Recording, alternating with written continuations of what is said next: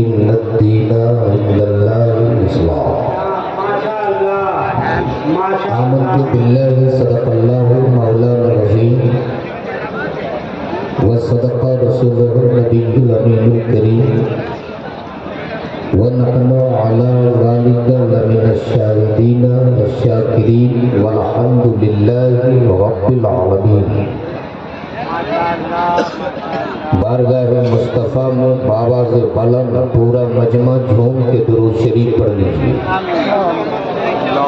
अल्लाहुम्मा सल्ली अला सय्यिदिना मौलाना मुहम्मदिन व अला आलि सय्यिदिना मुहम्मदिन बारिक सल्लिम सल्लु अलैहि सलातन व सलामन अलैका या रसूल अल्लाह सल्लल्लाहु तआला अलैहि वसल्लम। अगर आप खोखले दावे नहीं करते हो, सच्चे आशिकी रसूल हो, तो रंग आशिकी में ढलकर नबी और आले नबी की बारगाह में बाबा से बुलंद पूरा मजमा झूम के दुरूद शरीफ पढ़ लीजिए। अल्लाहु रब्बु मुहम्मदिन सल्लल्लाहु अलैहि वसल्लम नहनु इबादु मुहम्मदिन सल्लल्लाहु अलैहि वसल्लम। आप इंतशार का माहौल न बनाएं और जो लोग खड़े हैं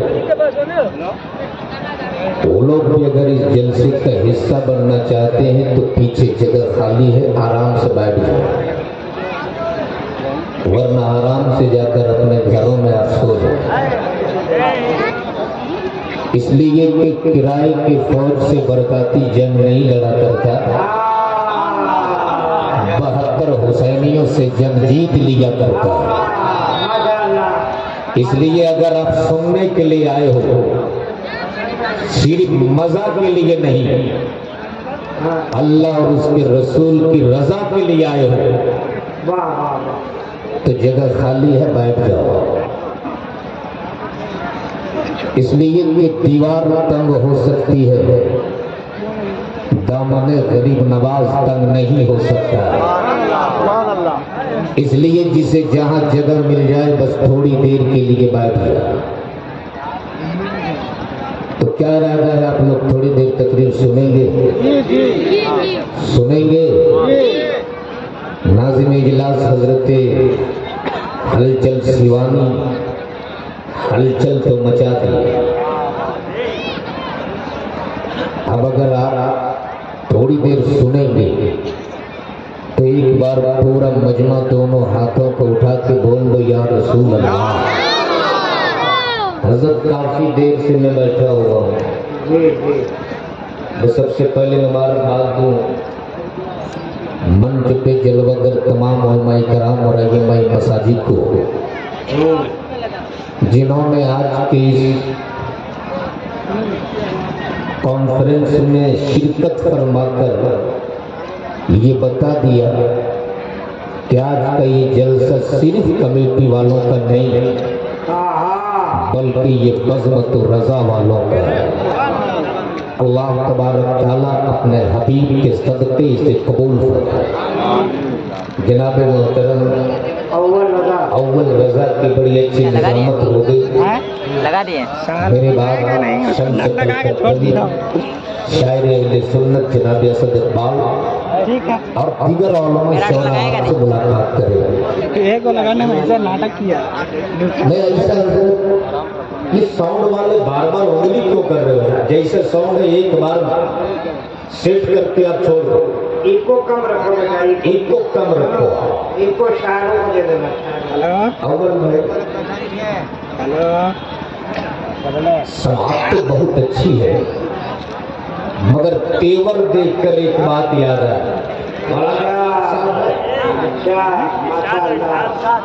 एक आदमी के यहाँ 2 चोर घुसा। कितना चोर? अरे आप भी बोलो ना। एक चोर का नाम था अब्दुल रहीम, दूसरा चोर का नाम था अब्दुल करीम। अच्छा, अगर यहाँ किसी का नाम हो तो माफ कीजिएगा। कोई ना कोई तो होगा ही हजरत। पहले से भी माफी मांग ली है। बैठा हुआ बीच बीच में तो वो दोनों चोर इतने चालाक थे कि रात होने से पहले पहले शाम ही में घर घुस गए। अच्छा, मगरिब के टाइम में जी। अब जिनका नाम अब्दुल रहीम था ऊपर छज्जा में छुप गए, ऊपर में। हाँ। अच्छा, और जिसका नाम अब्दुल करीम था वो पलंग के नीचे छुप गया। मकान मालिक जब काम करके घर लौटा, रात में खाना खाने के बाद जब बिस्तर पे सोया तो बीवी बोल पड़ी, मेरे सरताज आज तो खाने पीने का काम चल गए, अच्छा, लेकिन कल के लिए घर में अनाज के एक भी दाने नहीं है। अल्लाह। शौहर बड़ा साबिर था, बोल पड़ा, घबराती क्यों हो, वो रहीम है ना, अच्छा, इंतजाम करे।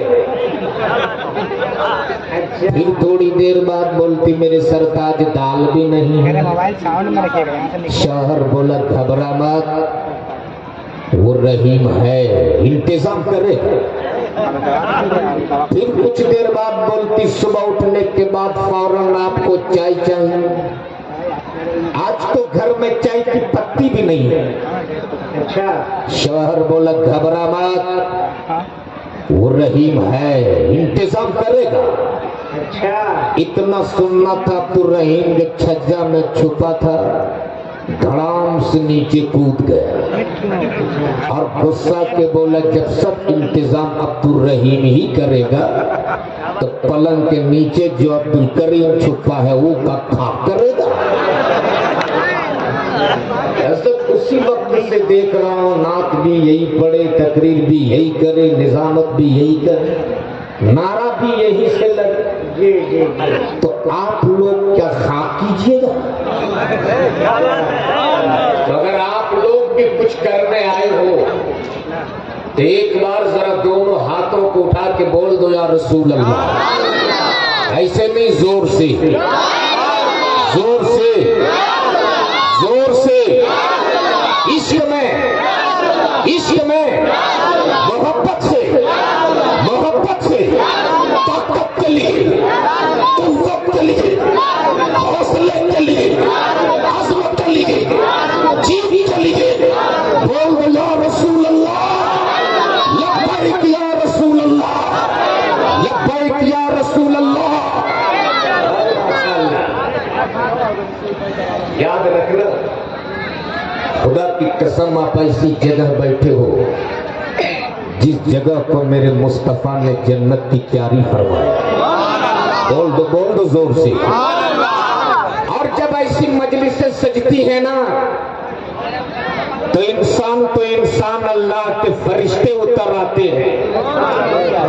और जब इख्तिताम होता है ऐसी मजलिसों का तो वो फरिश्ते सीधे रब की बारगाह में हाजिर होते। रब फरिश्तों से पूछता, फरिश्तों कहाँ गए थे? मेरा रब तो कादिर मुतलक है, सब जानता है मेरा रब, सब देखता है मेरा रब। फिर भी फरिश्तों से पूछता, फरिश्तों कहाँ गए थे? तब वो फरिश्ते रब की बारगाह में अर्ज करते, मेरे माबूद, तेरी बनाई हुई जमीन पर तेरे पैदा किए हुए बंदे एक जगह पे बैठकर तेरा भी जिक्र कर रहा था, तेरे महबूब का भी जिक्र कर रहा था, तेरे महबूब के महबूब का भी जिक्र कर रहा था। रब सुल जलाल फरमाता, फरिश्तों गवाह रखना, जितने उस फजल में शरीक थे मैंने उन सबों की मग़फ़िरत फरमा दी। नारे तकबीर, नारे रिसालत, मदद इस्लाम, के आला हज़रत। वाह वाह वाह। अच्छा एक बात बताओ, उर्दू आप लोग सब समझते हो ना? अरे बोलो, समझते हो कि नहीं? नहीं, बंगाल के बॉर्डर पे ये लोग हैं। अगर यहाँ भाषा चलती है सूरजापुरी, पूरी सूरजापुरी। इसीलिए तो हमने पूछ लिया कि उर्दू समझते हो कि नहीं। नहीं समझते हो आप? उर्दू सब समझ। नहीं, बंगाल के बॉर्डर पे आप हो ना।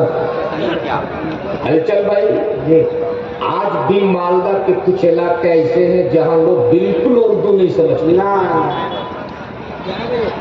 उसी मालदा इलाके के एक बंगाली बाबू बेचारा वो पहुंच गए लखनऊ। मालदा क्या? हाँ, अच्छा और वो बैठ गया रिक्शे पर। जब उसके उतरने की मंजिल आई तो बांग्ला जुबान में बोला, ओए रिक्शा वाला दाड़ा, हम आई खाने मांगो।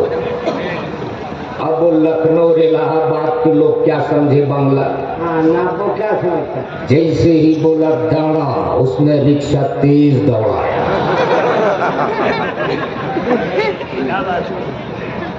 बोला, रिक्शा वाला दाड़ा, हम आई खाने ना बो।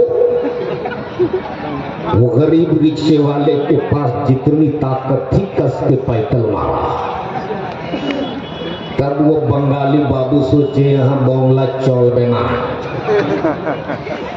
तब बड़ी जद्दोजहद के बाद वो हिंदी बोलने की कोशिश की अच्छा और कहे, रिक्शा वाला, रिक्शा रोको, हम यहीं पे गिरेगा, हम यहीं पे गिरेगा। हाँ तब भी तो रिक्शा वाला बोले, भैया मैं 30 साल से रिक्शा चला रहा हूँ, मेरा बाप भी रिक्शा चलाता था, आज तक हम लोगों ने किसी को नहीं गिरने। आप आराम से बैठो, मैं आपको नहीं गिरने दूंगा। अरे बोलता ना हम गिरेगा। तब वो बेचारा रिक्शा वाला साइड में रिक्शा रोका और झोला से निकाला मजबूत सी एक मोटी रस्सी और रिक्शे के साथ मिलाकर गिट्ठा बांध दिया और बोला, आराम से बैठिए, अब आप कभी नहीं गिरिएगा। हम लोग दो आदमी वही देख रहे देखा होगा ना। अगर आप लोग भी समझ गए तो जरा समझ के बोल दो या रसूल अल्लाह। पीछे वाले की समझ रहे तो जरा झूम के बोल दो या रसूल अल्लाह, और जोर से या रसूल अल्लाह। खुदा की कसम, अगर आज आपका बैठना कबूल हो गया ना, उसके पास बोर्ड यही रात हमारे लिए निजात वाली रात बन जाएगी। लगा दीजिएगा। यही रात हमारे लिए बख्शिश वाली रात बन जाएगी, इसलिए कि हमारे पास ऐसे अमाल नहीं है सब मिलकर बनाया कि हम अपने अमाल की बुनियाद पर बख्शे जाए। हमारी इबादत भी इस लायक नहीं है कि अल्लाह हमारी इबादत की बुनियाद पर हमारी मगफिरत फरमा दे। हमारे इखलाक और किरदार भी इस लायक नहीं है कि हम अपने इखलाक और किरदार की बुनियाद पर बख्शे जाएं।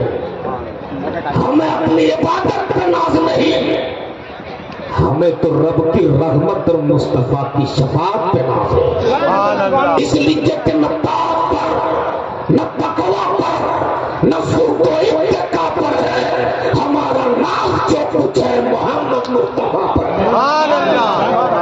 ये अगर मदीने वाले ने तेरा बैठना कबूल कर लिया, अगर नबी के रहमत ने तेरा बैठना कबूल कर लिया, आप इस कपड़े के शामियाने के नीचे आप बैठे हो, अगर मदीने वाले ने तेरा बैठना कबूल कर लिया, तो कल मास्टर की भीड़ में जब लोग नफसी के आलम में होंगे, कोई किसी का पुरसाना हाल ना होगा।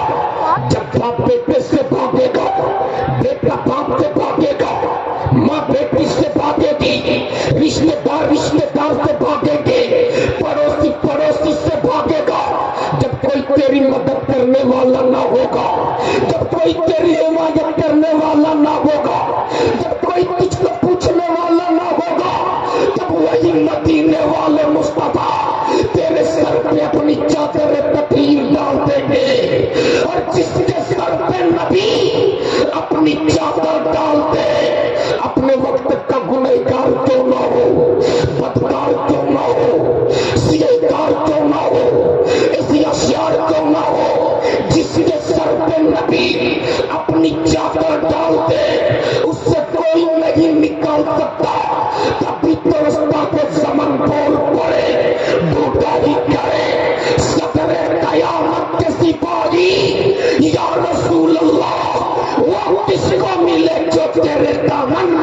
हो। ये अगर मदीने वाले ने तेरा बैठना कबूल कर लिया, याद रखना यही रात हमारे लिए निजात वाली रात बन गई। लेकिन आज कुछ लोग जलसों में सिर्फ मजा के लिए आते हैं और कुछ देर बैठने के बाद वापस चले जाते हैं और चाय दुकान पान दुकान में बैठकर सुबह शिकायत करते कि कहां से मौलाना लोगों को बुला लिए थे आप लोग, रात में इतना बुलवा दिया कि गला बैठ गया। अगर ईमान जिंदा है तो सिर्फ एक बात आप बता दो, जिस करीम आका ने हमें हमेशा याद रखा, ईमान से बोलो पूरा दिन गुजर जाता है। कितने बार अपने उस करीम आका को आप याद करते हो जो नबी तेरे लिए रातों रात रोते रहे, पूरी रात गुजर जाती है। कितने बार अपने उस करीम आका के बारगाह में आप दुरूद पढ़ते हो। अरे ये तो मेरे इन आलिमों का एहसान है, एहसान ऐसी जगहों में आपको बैठा कर आपसे सुभान अल्लाह भी कहलवा लिया करते हैं, या रसूल अल्लाह का नारा भी लगवा लिया करते हैं। इसलिए याद रखना, यूट्यूब में हो गया, मेरे करीम आका ने हमें हमेशा याद रखा है। लेकिन आज हम कैसे आशिक हैं साहब, थोड़ी देर के लिए आज हम आशिकी का दावा तो खूब करते हैं, लेकिन अपने उस नबी के नाम एक रात नहीं दे पाते हैं। आशिकी का दावा तो खूब करते हैं, लेकिन उस नबी के नाम हम एक रात कुर्बान नहीं कर सकती। सुन, मेरे नबी ने हमें कहां कहां याद रखा। सुन, एक बार पूरा मजमा झूम के बोल दो या रसूल अल्लाह। जरा दोनों हाथों को उठा के बोल दो या रसूल अल्लाह। मेरे नबी जुल्म पे जुल्म सहते रहे, पत्थरों की चोट खाते रहे। जब नबी के कौनैन पर जालिमों ने ताइफ के मैदान में पत्थर बरसाना शुरू किया था, एक पत्थर एक कदम में काटते पड़ता, उसका भी दर्द नहीं जाता था कि दूसरे कदम में काटते दूसरा पत्थर पड़ जाता। नाले में काटे पैगंबर लहू से भरा हुआ है, जिसमें काटे पैगंबर से खून के पीछे रिस रहे, लेकिन वाक़े मुस्तफा पत्थरों की चोट खाते रहे, लोगों को हिदायत के राह दिखाते रहे। नबी रातों रात रोते रहे, अपने खताकार उम्मती की बख्शिश की दुआएं देते रहे।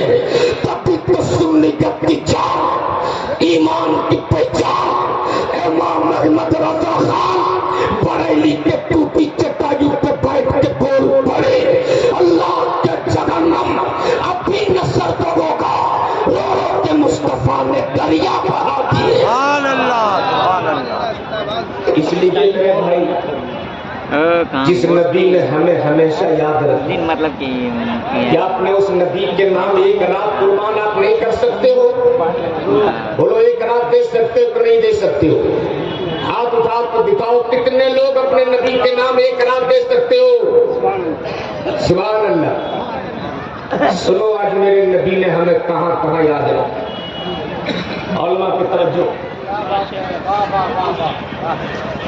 मदद से लेकर लहर तक मेरे नबी ने हमें याद रखा। झूम के बोल दिया रसूल अल्लाह, और जोर से या रसूल अल्लाह।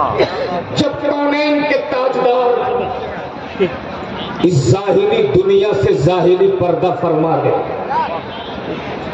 और जज्बे पाक के पैगंबर को जब कब्र अनवर में उतारा गया, तो हजरत अबू जर गफ्फारी ने जानबूझकर अपनी अंगूठी नबी के कब्र में डाल दी। मौला अली मुश्किल कुशा जज्बे पाक के पैगंबर को कब्र अनवर में उतारने के बाद जब बाहर निकले, वाह, हजरत अबू जर गफ्फारी बोल पड़े, दामाद पैगंबर ए मौला अली मुश्किल कुशा, मेरी अंगूठी नबी के कब्र में गिर गई है, आप अगर इजाजत दे दो तो मैं अपनी अंगूठी उठा लूं। बोल दो जोर से। मौला अली ने इजाजत दे दी। हजरत अबू जर गफ्फारी कब्र अनवर में उतरे और अंगूठी उठाने के बहाने मेरे मुस्तफा के कदम में पाक को चूम लिया। तब बोलोगे जरा जोर से बोल दो, ऐसे नहीं झूम के बोल दो। जैसे ही हजरत अबू जर गफ्फारी ने कदम में पाक के पैगंबर को चूमा है, नजर पड़ गई लबे पाक के पैगंबर पर। अबू जर गफ्फारी की निगाहों ने देखा मेरे नबी के लब हिल रहे, नबी के लब हरकत कर रहे। हजरत अबू जर गफ्फारी ने अपने कान को नबी के लब के करीब किया और बहुत देर तक कुछ सुना। और सुनने के बाद जब हजरत अबू जर गफ्फारी कब्र अनवर से बाहर निकले तो सहाबा की जमात ने चारों तरफ से घेर लिया और घेरने के बाद बोल पड़े, ए अबू जर गफ्फारी, नबी के कब्र में आखिरी वक्त तुम थे, नबी का लब दिल रखा था, तेरा कान नबी के लब के करीब था। बता आखिरी वक्त मेरे पैगंबर क्या कह रहे थे, बता आखिरी वक्त मेरे नबी क्या कह रहे थे। इतना सुनना था। हजरत अबू जर गफ्फारी की आंखें बरसने लगी और भीगी पलकों के साथ अबू जर गफ्फारी बोल पड़े, कसम है पैदा करने वाले उस रब काबा की जिसकी कब्ज़े कुदरत में मेरी जान है, जब मैंने अपने काम को नबी के लब के करीब किया तो मेरे नबी के जुबान से फकत एक सदा निकल रही थी, रब्बे हबली उम्मती, रब्बे हबली उम्मती, रब्बे हबली उम्मती। नारे तकबीर, जवाब दीजिए जवाब। नारे तकबीर, नारे रिसालत। तो ईमान से बोलो, जो नबी कब्र के मंजिल में भी हमें याद रखे। जिस नबी ने कब्र के मंजिल में भी अपने गुनहगार उम्मत को याद किया हो, हाँ क्या हम एक रात अपने नबी के नाम नहीं दे सकते? है तो एक बार पूरा मजमा झूम के या रसूल अल्लाह, और जोर से या रसूल अल्लाह। इत्तेहाद मिल्लत इस्लामिया कॉन्फ्रेंस, जी और अंचल साहब, अब तो मैं अपनी जमात के हर आलिमों से, हर शायरों से, हर खतीबों से, हर अइम्मा से जहां भी जाता हूं हाथ जोड़ के सिर्फ एक विनती करता हूं, अब ये वक्त हमें मज़ारों की चादरों की अहमियत बताने का वक्त नहीं है। बढ़िया। बुजुर्गों की करामतें सुना सुना कर जन्नत के सर्टिफिकेट देने का वक्त नहीं है। अपने गर्म गर्म जुमलों से सिर्फ नारा वसूलने का ये वक्त नहीं है। बहुत अच्छे। अब ये वक्त अपने आने वाली नस्लों के वजूद बचाने का वक्त है। बेशक बेशक। जब हमारा वजूद बाकी होगा तब मज़ारों की चादरों की अजमत सलामत रहेगी। जब हमारा वजूद ही बाकी नहीं होगा तो फिर हमारी कब्रों पे फातिया कौन पड़े? इसलिए मैं अपने कौम से भी हाथ जोड़ के कहता हूं, चादर गादर और लंगर के नाम पर लाखों खर्च करने वालों होश में आओ, होश में। शादी ब्याह के मौके पर लाखों खर्च करने वालों आप भी होश में आओ, आप भी होश में आओ। और कम खर्चों में निकाह करो, कम खर्च में। इसलिए कि मेरे मुस्तफा ने फरमाया निकाह को आसान करो। नबी कौनैन ने फरमाया निकाह को आसान करो। और जिस निकाह में जितना कम खर्च होता है अल्लाह उसमें उतनी ज्यादा बरकतें डाल देता है।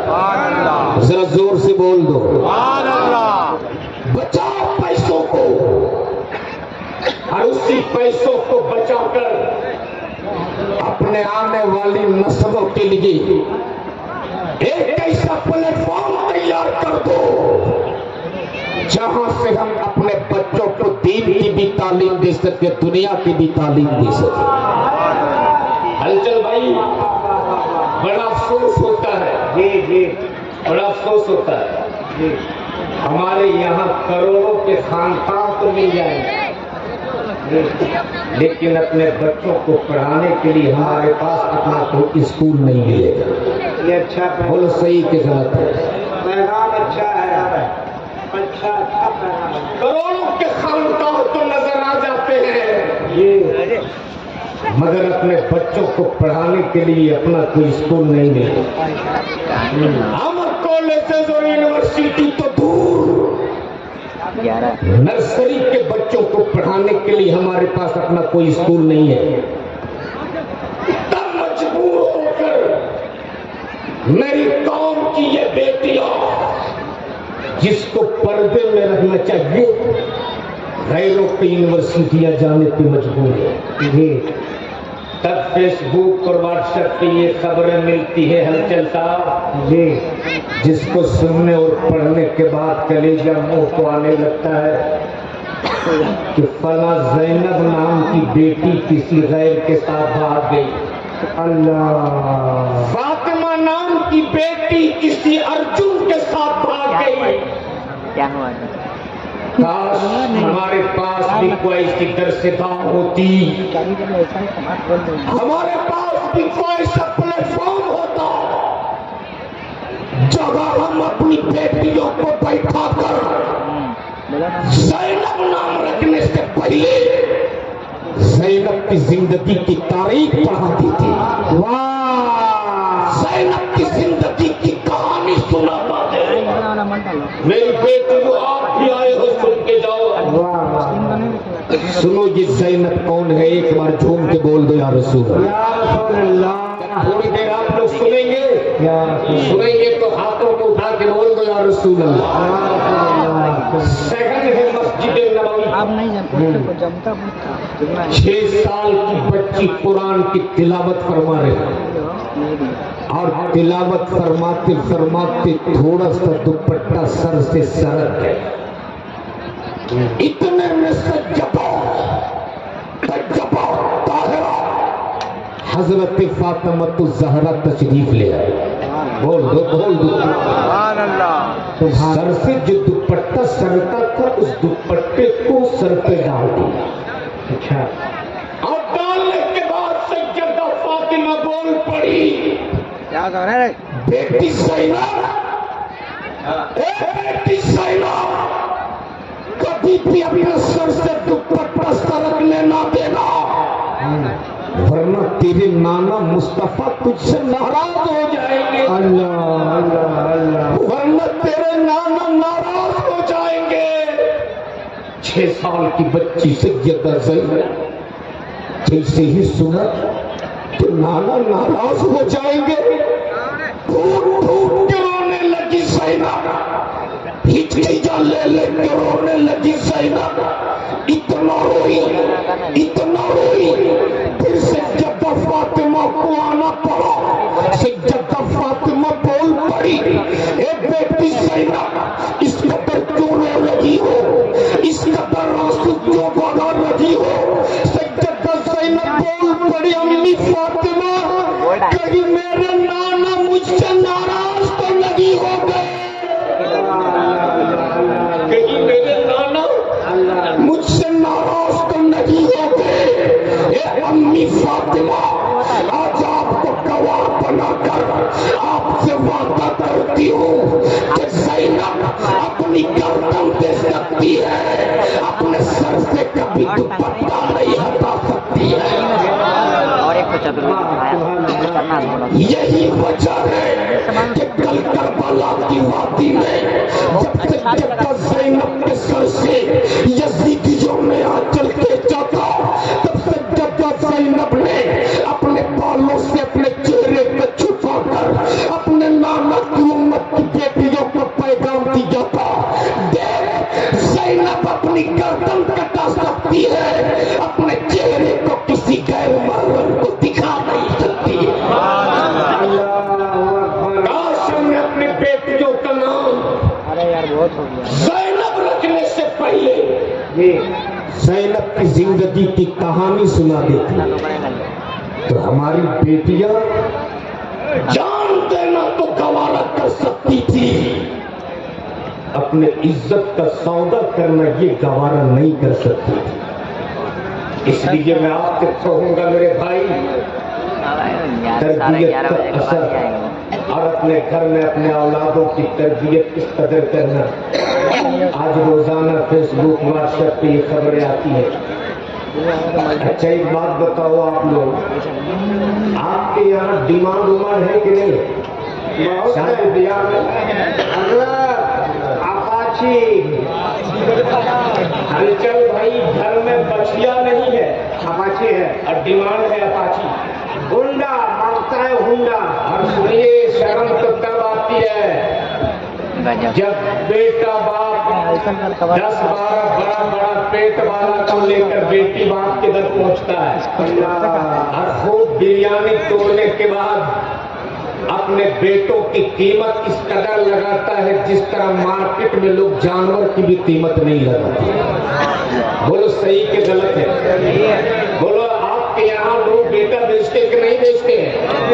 क्या रेट है बेटा अंकल भाई, आजकल मैं मशवरा दे रहा हूँ बेटा बाप को कि तुम बेटी बाप की जमीन बिचवा कर गाड़ी मांग रहे हो, मोटरसाइकिल ना, बहुत दूर नहीं, यहीं चले जाओ बाईसी और बीच चौराहे में डराम ले लेना और खड़ा हो जाओ और डराम के ऊपर लिखवा देना मैं बेटा बाप हूँ, मैं भीख मंगा हूँ। कुछ नहीं बोला, हम रहते तो बेटे के लिए गाड़ी खरीदनी है, कुछ भीख दे दो। देखिए ऐसा देखभाल कियामत हो गई है। आप बैठे रहो, मजमा बहुत बड़ा है, स्टेज पे उलमा इस्तेमाल कर लेंगे।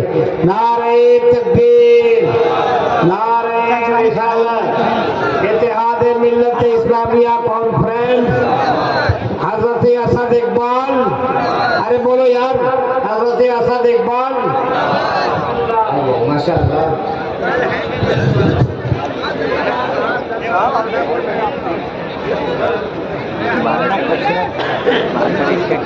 अब आप बैठ जाओ, मुझे पता है कि अब यहाँ दिल रखने की भी जगह नहीं मिलेगी, हमारा है फ्लाइट, इसलिए कि शायर इंटरनेशनल, शायर हर दिल अजीज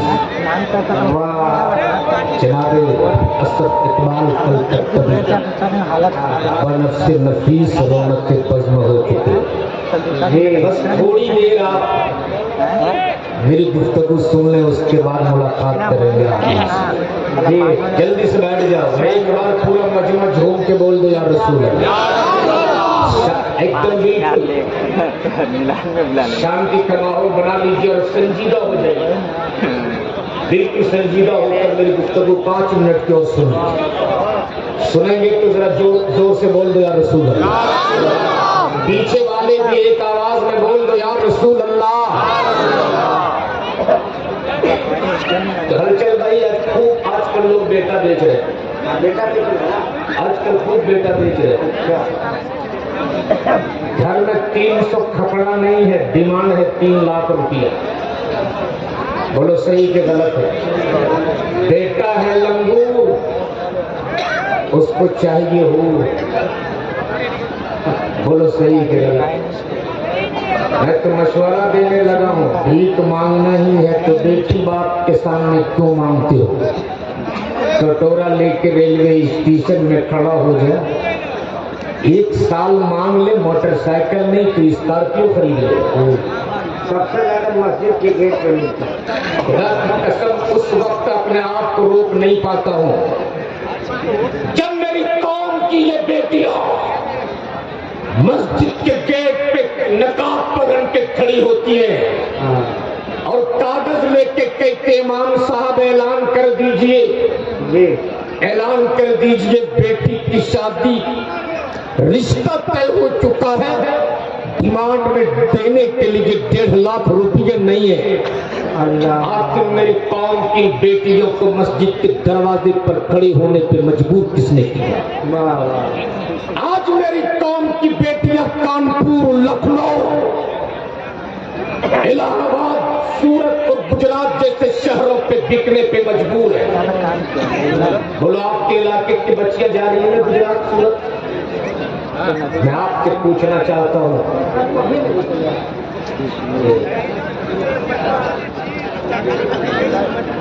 जलसा करने नबी आला हज़रत की आमद हो रही है।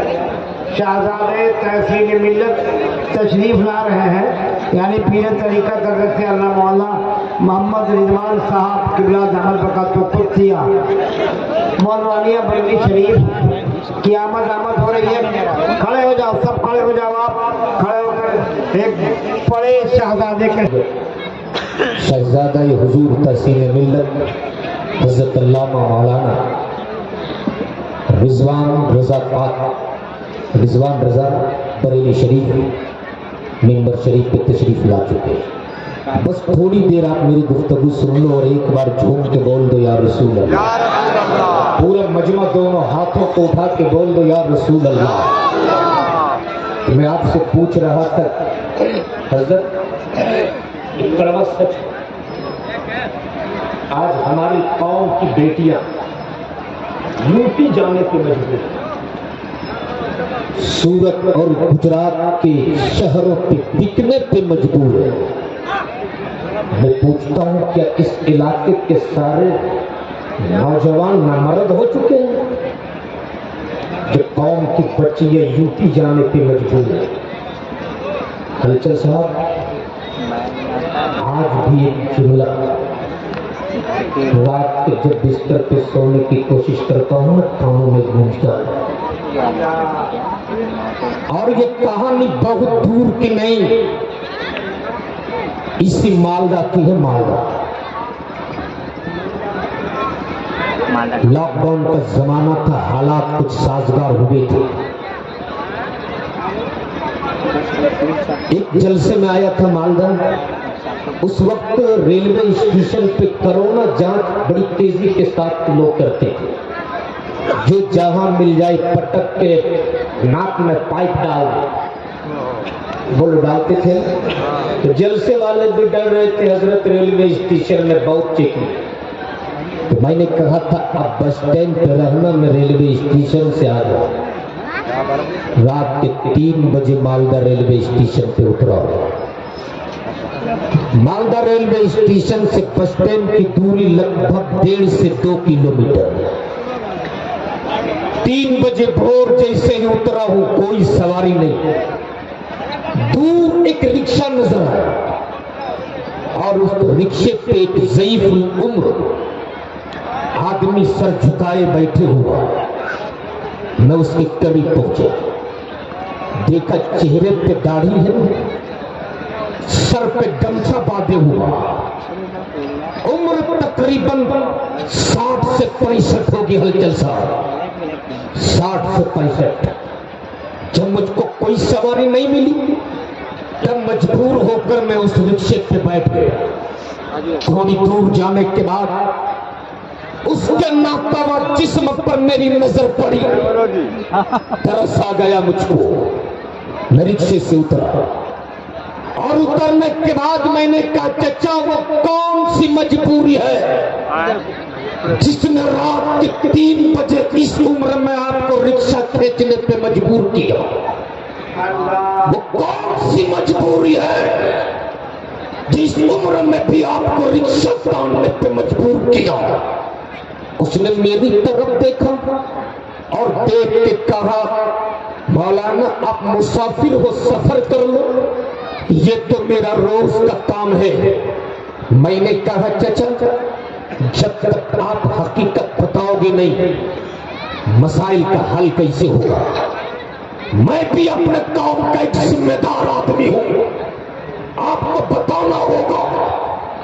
तब उसने डबडबाई हुई आंखों से मेरी तरफ देखा और भर्राई हुई आवाज में बोल पड़ा, आज भी वो जुमले मेरे कानों में गूंजते हैं तो मैं अपने आप को रोक नहीं पाता हूं। उसने कहा था मौलाना मेरे पास कोई बेटा नहीं है, अल्लाह ने मुझको बेटा नहीं दिया है। अल्हम्दुलिल्लाह मैं 4 बेटियों का बाप हूं, 4 बेटियों का बाप। मेरी 3 बेटियां शादी के लायक हो चुकी, लेकिन जमाने के लालची लोगों ने, जमाने के ठेकेदारों ने इस उम्र में मुझको रिक्शा बेचने पे मजबूर किया है। मेरी 3 बेटियां शादी के लायक हो चुकी। ऐसा नहीं कि रिश्ते नहीं आते, रोजाना लोग रिश्ता लेकर आते हैं। मेरी बेटी को पसंद कर लेने के बाद वापस घर जाते हैं, जाने के बाद फोन पे कहते तेरी बेटी तो पसंद है मगर डिमांड में 1.5 लाख रुपया चाहिए, एक मोटरसाइकिल चाहिए। हजरत मेरी गुर्बत का आलम ये है कि दिन भर रिक्शा चलाता हूँ, तब जाकर मेरे घर में चूल्हा जलते हैं। जिस रोज मैं रिक्शा नहीं चला पाता ना, अपने बच्चों को भूखे पेट सुलाता हूँ। ये मेरे गुर्बत के दिन है। मुझसे लोग डिमांड में 1.5 लाख रुपया मांगते, मुझसे डिमांड में लोग मोटरसाइकिल मांगते। मेरे पास देने के लिए पैसे नहीं है, मेरे पास देने के लिए गाड़ी नहीं है। मेरी वो बेटियां जो दिन जवानी के ससुराल में गुजारने के थे, मेरी गुर्बत की वजह से मेरे कांधे पर जनाजे की तरफ पड़ रहे थे। एक दिन मेरे पड़ोस के मेरे चचाजाद भाई एक अजनबी इंसान को मेरे घर लाया और कहा देख तू अपनी बेटी की शादी नहीं कर पाता ना, तू जहेज में अपने बेटी के लिए गाड़ी नहीं दे सकता ना, तू तिलक में अपने बेटी की 1.5 लाख नहीं दे सकता ना, देख मैं तेरे लिए एक दामाद लेकर आया हूँ। अपनी बेटी का निकाह इसके साथ कर दी।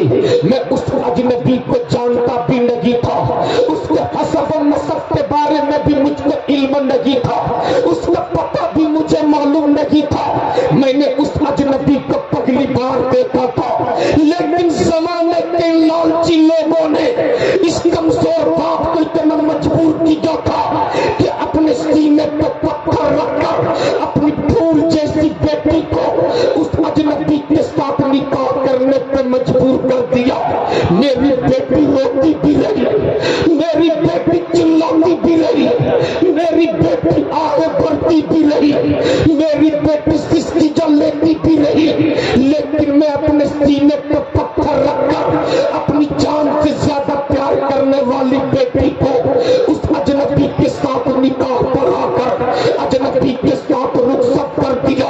इतना कह के वो फूट फूट के रोने लगा और हिचकियां ले लेके बोल पड़ा हजरत जिस वक्त मेरी बेटी रुखसत हो रही थी ना, ऐसा नहीं लगता था मेरी बेटी की गोली उठ रही, ऐसा लगता था मेरे घर से मेरी बेटी का जनाजा जा रहा है। मैंने अपनी बेटी को सीने पे पत्थर रख के रुखसत कर दिया।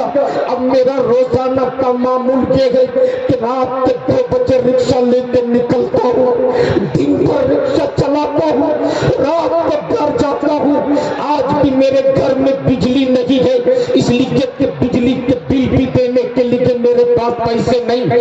आज भी मिट्टी के तेल से मेरे घर में चिराग जलता है। एक रोज लगभग 2.5-3 महीना गुजरने के बाद जब मैं घर पहुंचा हूँ, मेरे घर का दरवाजा बंद था। रात में घर पहुंचा हूँ, दरवाजा बंद था। मैंने कुंडी बजाई, मेरी बेटी ने दरवाजा खोला और दरवाजा खोल के मेरी बेटी मेरे कदमों पे गिर गई और बोल पड़ी अब्बू मार दो मुझको, मैं जिंदा रहने के लायक नहीं, मार दो मुझको, मैं समाज में मुंह दिखाने के लायक नहीं, मार दो मुझको, मैं आपको अपना मुंह दिखाने के लायक नहीं, अब्बू मार दो मुझको। उस वक्त मैंने अपनी बेटी को तसल्ली दिया था और कहा था बेटी घबरा मत, अब ये तेरा बाप अपने तेरे बाप की पूरी हड्डी में इतनी ताकत है कि रात दिन रिक्शा चलाऊंगा और तेरे भी जहेज के लिए सामान इकट्ठा करूंगा, तेरे भी तिलक में देने के लिए पैसे का इंतजाम करूंगा। जैसे ही मैंने अपनी बेटी के बाजू को पकड़कर ऊपर उठाया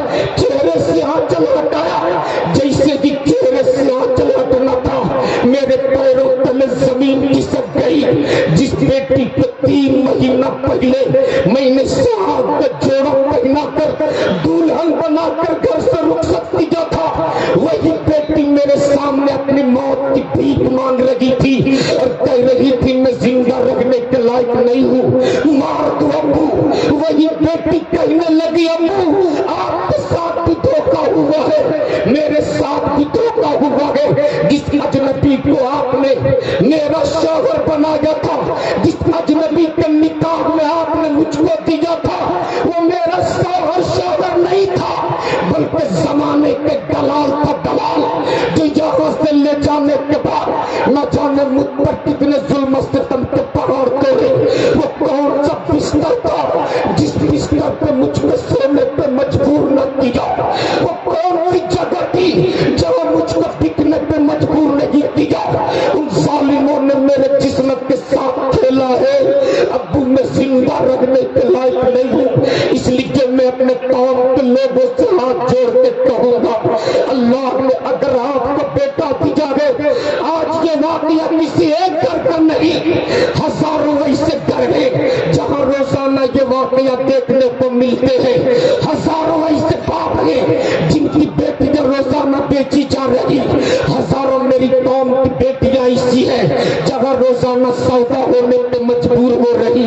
इसलिए मैं आपके हाथ जोड़ के कहूँगा, अल्लाह ने अगर आपको बेटा दिया है तो बेचो मत, बल्कि किसी गरीब की बेटी को अपने घर के बहू बना ले और मौला अली की सुन्नत समझकर मस्जिदों में निकाह कर ले। खुदा की कसम तुम भी कामयाब रहोगे, तेरी आने वाली नस्लें भी कामयाब रहेगी। इसलिए मैं आपसे कहूँगा मेरे भाई, अल्लाह ने बेटा दिया है तो बेचो मत, बेचो अपने औलादों को। आज मेरी ये कौम की बेटियां नकाब पहन कर मस्जिद के दरवाजे पे खड़ी होकर भीख मांग रही, किसने मजबूर किया साहब? आज जमीन बेच बेच कर लोग अपनी बेटियों की शादी करवा रहे हैं, किसने मजबूर किया इनको जमीन बेचने? इसलिए मैं आपसे हाथ जोड़ के कहूंगा, अमीरों से, तिजोरियों वालों से, सिक्कों वालों से आप शादियों में ज्यादा खर्च करते हो, गरीब लोग आपको देखते हैं। आप जिस दिन कम खर्चों में निकाह करना शुरू कर दोगे ना, अरे बाप रे, उस दिन इंशाअल्लाह ताला हमारे इस कौम में एक नया इनकलाब आ जाएगा। कम खर्च करो शादियों में, मेरी भांजी और उसी पैसों को बचा कर अपने औलादों को पढ़ा दो। मतलब बनाए थे अपने औलादों के लिए गांव गांव में मकतब बनाओ, अपने औलादों के लिए स्कूल बना दो। खुदा की कसम, जब तेरे बच्चे पढ़ लिख करके हाथों में कलम आ जाएगा, इंशाअल्लाह मेरे मुल्क में एक नया इनकलाब आएगा। वक्त बड़ी तेजी के साथ सफर कर गया। अल्लाह तबारक तआला सबसे ज्यादा अच्छी बातों पे अमल करने की तौफीक अता फरमा। जिंदगी सहबत यार बाकी खुदा हाफिज। अस्सलाम वालेकुम।